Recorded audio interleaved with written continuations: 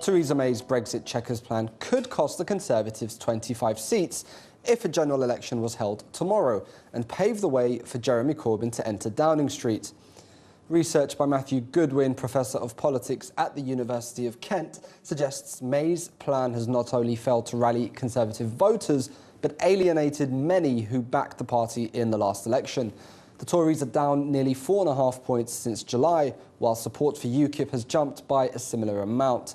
The surge in pro-Leave Tory constituencies could siphon off Conservative votes, meaning more than 24 Tory seats switch to Labour. Given May's slender coalition with the DUP, it would be enough to let in a Labour government.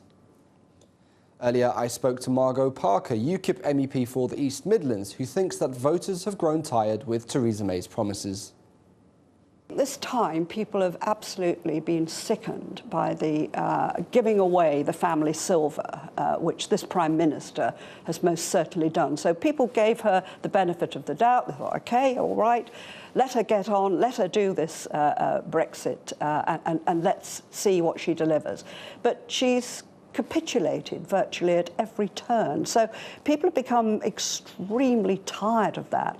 You know, they've lost patience with her government, but they've equally lost patience with Labour because they don't have any answers either for those people that voted Leave. But did you say, you say the government's capitulated, but last week we saw reports of EU concession, you could say, on freedom of movement. And isn't that the key? Isn't that what was one of the main driving forces behind the referendum, that people were unhappy with freedom of movement? And here you have the EU saying, actually, maybe we'll put an end to it. Well, yes, we haven't seen anything in a sensible format from the... Nothing concrete, you know, nothing at all. Nothing say. At all. It may well say that, but, you know, at the end of the day, people didn't want this free movement because we had huge numbers of unskilled labour, which, of course, took jobs which, you know, British people, to be fair, and certainly in my area, you know, many of the factories, local people lost their jobs.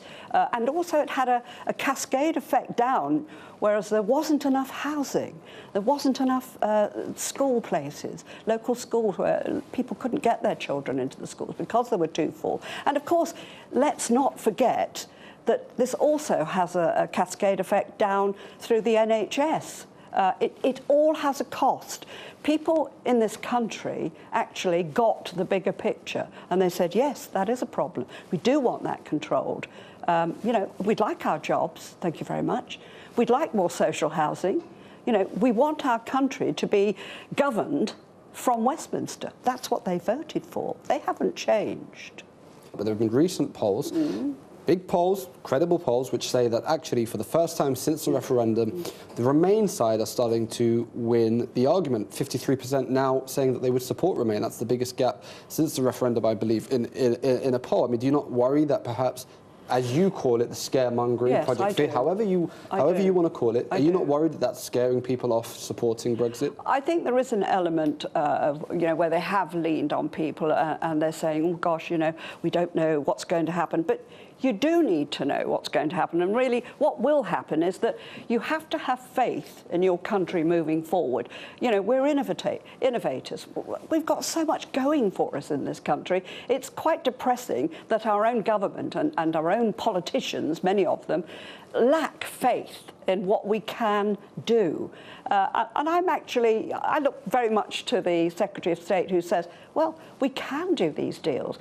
Donald Trump, many don't like Donald Trump, but you know what? He's got his country looking a little bit more vibrant than many people would have given him credit for. So whether you like him or not, you know, there are things we can do, but actually we can put this country on the map. We should have the courage to move forward, and we should be able to do business with the rest of the world and still the European Union. And we hope they want to do that.